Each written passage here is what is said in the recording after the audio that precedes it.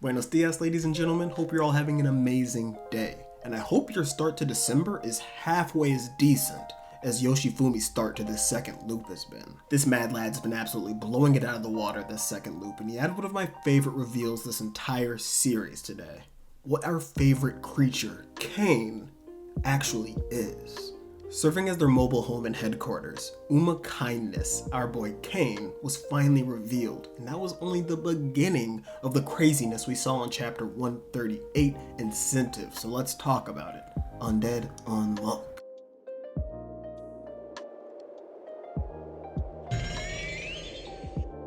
And it's actually crazy. I just called Target and figured out it doesn't cost anything to show some love. It don't cost nothing to show a nigga love. Are we doing this getting money?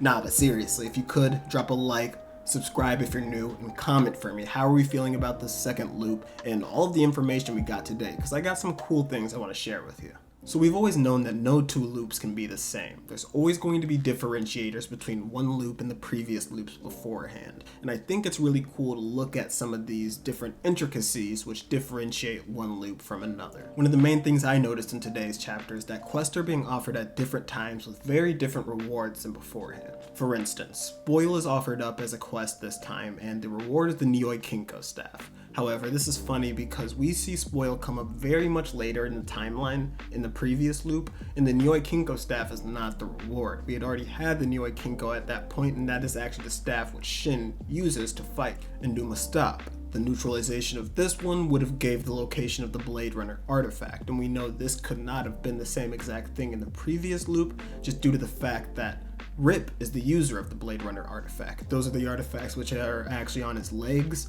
and if those were a reward for the Union to obtain via a quest, then that couldn't have happened because Rip would have never been able to get his hands on them. Also Kane, Kindness, the capture of him would have revealed the location of Unrepair, whereas in the previous loop, the capture of Spoil would have actually revealed that. As well as Burn, whose previous capture gave the 11th seat, not the location of Undead. And lastly, penalties which are coming up. A lot of these penalties which we are seeing are actually ones that came about much later in the previous loops, such as Ghost, such as our boy Thirst. We saw these come up much later, and I just think it's cool to point out some of these differences because I think that God is in some way, shape, or form. I know Fuuko's trying to game him, but I think God is also trying to get his a little bit. But let's go back to the actual chapter. We get reintroduced to our semi-trustworthy middleman, the Apocalypse book, in this chapter, and we relearn a lot of his rules. Every 3 months at the round table, the Apocalypse book offers the Union's negators a set of quests. And we see right now that we only have 2 negators within the Union. We only have Fuuko and Gina. Although Ichiko is a negator, there's not a 3rd seat open just yet, as well as the fact that Nico is not yet a negator, so he can't join the Union as a negator.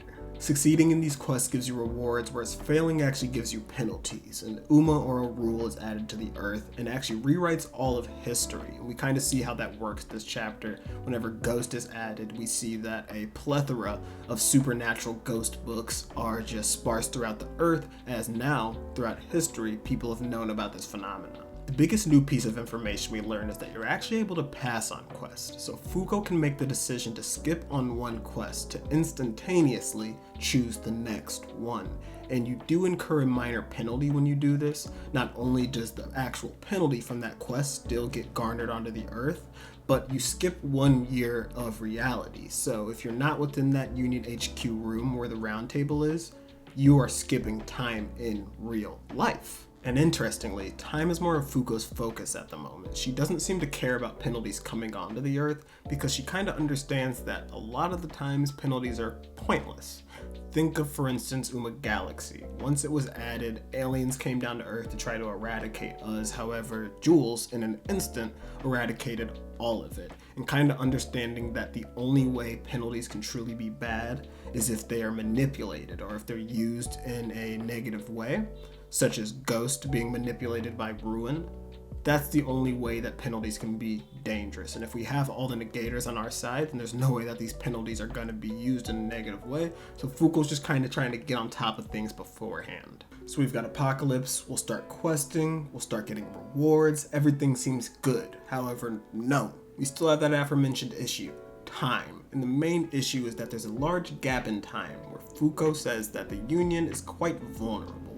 You know, they only have Fuuko and Gina, and that's basically all the fighting power they have. It would basically be dangerous for Fuuko to go out and try to fight Quest over these next 28 years. She knows that we're not going to gain any more negators, and we're basically just going out trying to hurt ourselves if we try to fight Quest on a straight and narrow path right now. But it is all right. Our girl Fuuko understands the rules, and you know what she does?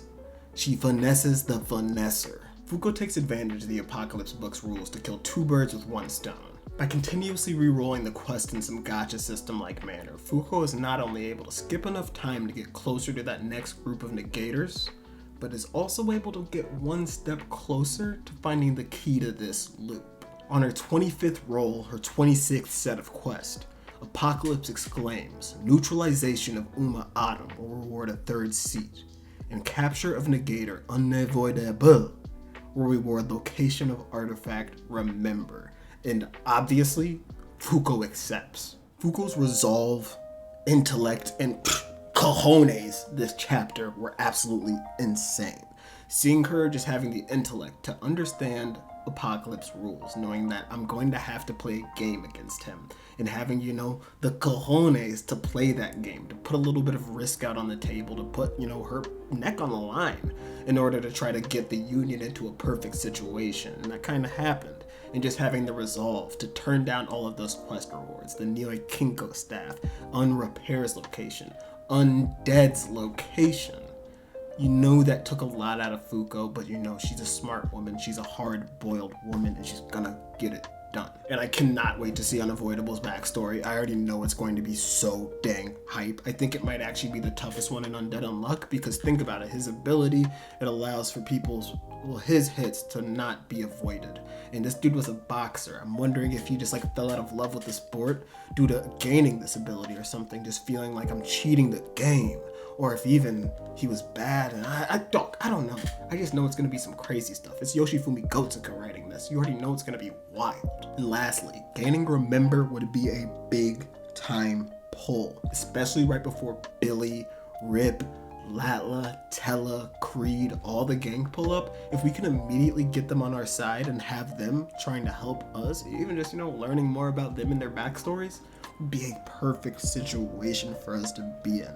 I can't wait to see what's next, because I feel like this next arc is going to be dope. I need to put out a video. I keep saying shit, I'm going to put out a video. Let me try to actually get this one out. However, I want to put out a video on this introduction arc, because I think it's been really cool, and I think it truly does show the evolution of Undead Unluck. Just what Yoshifumi's writing right now is really dope. Really crazy stuff he's doing for us, and it's got me feeling good. But shit, I'll see you mugs.